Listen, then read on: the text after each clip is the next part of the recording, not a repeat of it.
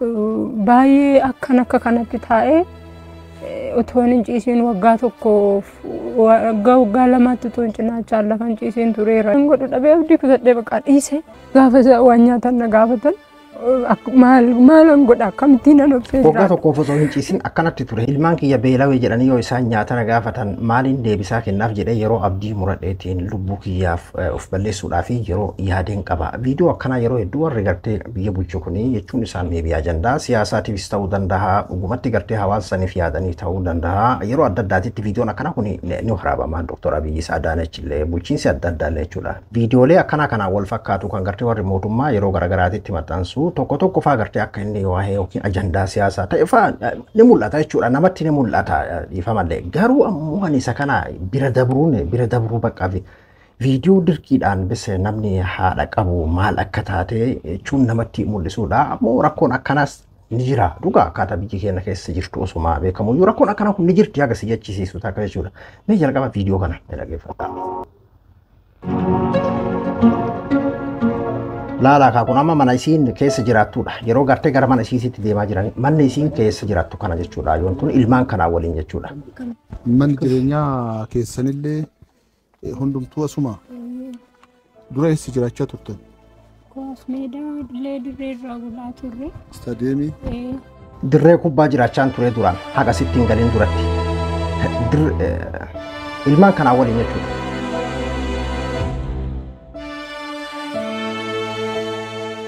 Achirra yeroon turetti baay'ee qorrillee dhukkuba ijoollee kollee dhukaa waan jedhamutti isaan qabe beelofne naan jedhu baqa baay'een qorra uffatallee yeroo na gaafatan jira qorrii fi dubartii ta'ee maraatuun ol kannan sodaadhaa guyyaa asirraan naari'uu dabalee egaa maraatu kana faana jireenya deemsisuun baay'ee natti cima. Dabtaraaf waan godhu gaafa wallaalee hin boo'u barachuudhaafis yaaduu natti boo'u yeroo beelaanan illee waan fuudhu yoon dhabe lafeen cinaacha kootii hin cabee beeki tiruu qofa miti yeroo konkolaataan rukute san gaafa nutoo nyaatiin guyyaa sadi bule lafeen suni gara tiruu kootti yeroo gadi na waraanu natti dhaga'ama naannoo jechuudha. Sana booddee dhukkuba mataallee godhadhe yeroo sana balaa konkolaataa sanaaf badaa dubbadhe yaada koo ibsachuu hin danda'u.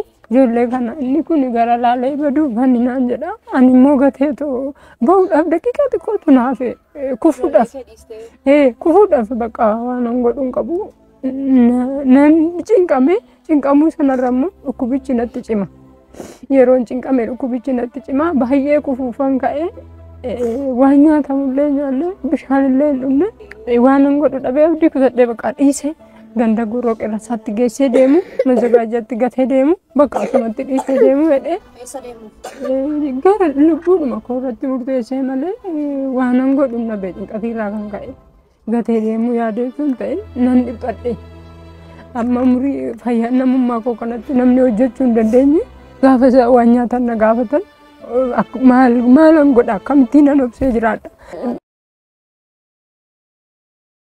Ilmaan kana dhiisee deemuudhaaf yeroo akkas gartee murtoo akkasii irra geette takka amman cimina ayyoo tanaa sadarkaa kanarra rakkattee ijoollee tana laalama ijoolleen tunni sadiinuu akkasumatti osoo gartee yookiin karaa gubbatti baatee isii bira baatee yookiin godaanaan ta'in akkasumatti qabattee waliin rakkoo sadarkaa sanii dabarsitee jechuudha. Akka amma dura gartee balaa makiinaa isii mudateetiin balaa makiinaatiin tiruun isii onneen isii garaa cinaachi isii cabaa akka ta'ee fi hatta mataan isii illee akka miidhama ta'e irraa rakkoodhaan waan nyaattu waan dhugitu bakki gadi ciiftulleen akka hin jirredha. Hawaasni kun akkaatuma amantii isaatiin akkaataa aadaa isaatiin hawaasni Oromoo kun akka ollaatiin wal gargaaree wal bira dhaabbatee walii kennee akka amantii isaatiin fakkeenyaaf amma muslima keessatti zakaas waan jedhu gargaarsa akkasiisan faa walii kenneetiin dabarsa. Namoota garii ammoo kan haala akkasiisan jidduutti illee kan quban qabamne keessattuu lafa naannoo magaalaa keessatti dhiyaatutti namoota dagatamanii rabbi tokkocha malee namni biraa hin agarreefaa jira jechuudha namoota akkana kana. Duuba ayyoo tana yeroo dhageeffadhu sarakinni akkana addunyaa irra ni jira jetta bar. Yeroo hedduu amma jireenya hawaasaa keessatti wal quba qabaatee namni yoo gartee rakkataan jiraate iyyuu ka qabu qicee fi akkasitti haala akka isan hin jirre. Amma isiin keessi isii guutuu miidhamaa irraan rakkoon akkasii itti dabalamtee dirree kubbaa galaa turtee dhukkubbii sanii waliin deebitee bakka kana keessa jechuudha. Asitti bakka gadi ciisuu dhabarraa waggaa takka guutuun taa'ee waan godha akkamittiin waan fakkaatan Gaaf tokko gaafan asitti galee ka'ee danda'een ciisuu bakka ciifnu hin qabnu kaleen koo tiruun koo na dhukkubaadhaan waan irra ciifnu hin qabnu kun dhagaadha. Isaan faana nu ga'u wanta uffannu hin qabnu baay'ee akka kanatti taa'ee otoon hin ciisiin waggaa tokko waggaa lamatti otoon cinaachaan lafan ciisiin tureera yoo siin jedhe nama nu dhiisuu dandeessa dhugaadha.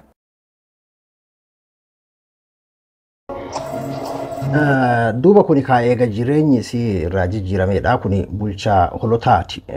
Bulchaa holotaati jechuudha. Kan gartee ammantanaa kondominiyeemii irraa manni kennameef jechuun isii tana qofaa miti. Kan guyyaa ayyaana sababeeffachuudha. Namoota lama asirratti viidiyoo kanarratti kan hin argan jechuudha. Viidiyoolee akkanaa kanneen amma irraa mureeti. Viidiyoo akkanaa kana isaan dookumantarii guutuudha kan isaan hojjetanii. Viidiyoolee akkanaa kana yeroo hedduun agarta warra mootummaatiin keessattuu karaa Adaanachii fi karaa Abiyyiitiin argita jechuudha. Barsilaa biyya keenya keessatti waan hin baraminiif yeroo waan akkanaa kun argatame akka sarpiraayizii addaa wayiitti ilaalama malee sila hawaasni kun akkanumatti tajaajilamuu qabu rakkataan bakka galuu hin qabne bakka itti galu kan itti godhu sila mootummaa ture kan gartee waan nyaatu hin qabne sila kan nyaachisu mootummaa ture biyyoota biroo keessatti akkasuma jechuudha jireenya hawaasaa mootummaadha kan qabu mootummaa jechuun abbaa jechuudha akka abbaan ilma tajaajilu hawaasaa tajaajiluu qaba garuu rakkoon siyaasaa walxaxaa rakkoon nageenyaa inumayyuu ka gartee duraan ooyiruu fi jireenya guutuu kan qabu kan faca'ee sadarkaa kanallee yoo hanqate alatti bahee kadhataa ta'illeen tokko lamaa miti sun akkuma jirutti tahee barwannummaan gartee fakkeenyaaf yookiin waan gaarii takka yeroo argineyyuu an ofiiti yeroo waan gaarii takka argeyyuu leellisu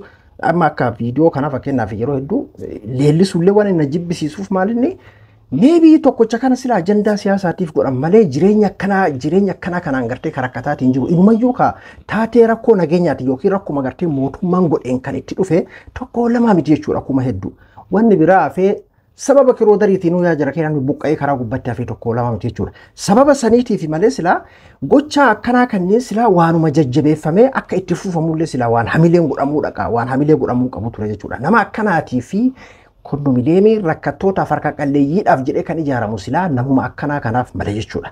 Garuu wanti leellisuu nu dhoorge olii gadi gartee waan akka isin ajandaa godhachuullee nu dhoorgu akka dhuunfaa kiyyaatti silaa isaanuma waliin gartee ajandaa siyaasaa hojjetu ta'ina. Mee biyyaan fakkeenyaaf amma nuti gartee akkana goonee jirra. Hawaasa rakkataa akkanatti quba qabna waan jedhu kuma akkasiisan wayitaa kan jedhu. Garuu nama akkanaa kana sila mootummaan akkanumatti tajaajilu barkuun dhugaa dubbachuuf sila isa tola ooltummaa qabu osoo hin ta'in dirqamuma turellee gibiruma uummatarraa guuran kana gibiruma kanarraa jechuudha mana barumsaatiin ijaaruu fi mana haakimaatiin ijaaruus akkuma jiru ta'ee rakkataa sadarkaa kanarra ga'e fakkeenyaaf amma ayyoon tuni ilmaan kana dhiisee ija xiyya duratti gartee beelawee fi dheebodhee isaanii san dhagahuu irra isaan dhiisee of ajjeesuudhaaf ka'ee yeroo jedhetu jira. Na akkasiin daa'imti kun jechuun qabee deemuun dhorgee jechuun bakka namni haadha qabu bakka ni hubata miira kana maal akka ta'e jechuudha. Dhugatti isiin haadha jabduudha jedheeti yaada ilmaan isii kan sadarkaa kanarraa akkasitti gartee qabattee osoo harkaan faca'in sadiinoo akkasitti qabattee teessan jechuudha. Kun duuba bulchaan magaalaa kanaa haala kanaan kondominiyeemii yeroo kennuuf illee daawwadha. Akkanatti qulfii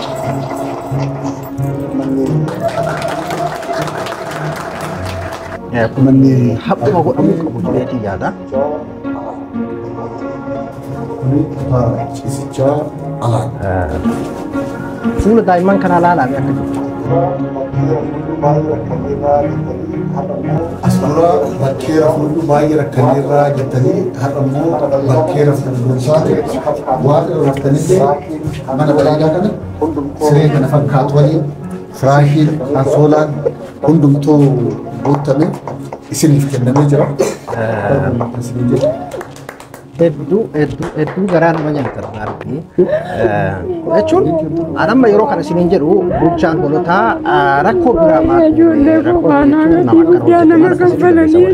nama sanii miti kan jechaatiin jiru waa'ee viidiyoo kanaa qofarratti hundaa'eeti an jechuun an akkuma isiniin jedhee waa'ee warra badhaadhinaa kana irra guddaa wanni hundinuu yoo jechuudha tola ooltummaa isaa taatu yookiin hawaasa bira dhaabbatu isaa taatu wanni hundi akka ajandaa siyaasaa ta'eetitti nama fudhatu keessaa nama tokko jechuudhaan maaliif jennaan hawaasa keenya ka miidhamaatiin jiru arga waan ta'eef wanni gartee kaameeraa dura godhamuuf wanni lafarratti godhamu waladda waan ta'eef wanni OBN irratti haasa'uu fi wanni gartee lafarratti hawaasni keenya itti jiru waladda miidiyaa irratti wanni ta'amuu fi isa gubbanaan isaan badhaadhina jiranii fi hawaasni keenya akkaataan keessa jiru waladda garuu ammoo aayyoo tana laaleetiin namni haadha qabu meebii ni hubata jechuudha. Namni gartee haadha qabu ni hubata. Uummanni keenya irra guddaan harka qalleeyyii kam jireenya ulfaataa keessa jiraatu ni ammoo rakkoo bakka wal waraansi nageenyaa jiru keessatti haala akkanaa kana kanummaan qe'ee keessa jiru kan akkana mudatu hedduun akka jiru kan akkana gartee rakkoo akkuma aksidantiidhaan isiin miidhamte kana rakkoon yookiin rasaasaan dhahamuu danda'a mana irratti diigamuu danda'a uleedhaan dhahamuu dandeessi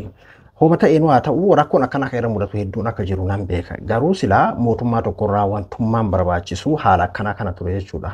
Fakkeenyaaf isuma qanani'ee fi isuma gibira kafalu qofa leellisuu osoo hin ta'in inuma bulchitoonnummaan bulchaniyyuu silaa ganda keessa deemanii meebii haala akkaataa uummanni keessa jiru yoo dhuguma onnee qabaatan itti dhagahama namni haadharraa dhalate hundaafiyyuu viidiyoon kun hedduu takka onnee na tuqiyaan OBN irratti jechuudha kan inni dabre. Anama fakkeenyaaf sa'a 24 osoo cinaacha kiyyaan hin ciisin akkam akka ta'u aniin kun isiin amma miidhamtuun onneen tiruun miidhame cinaachi cabaa bakka mijataan ciistu hin jiru waan irra ciistu hin jiru.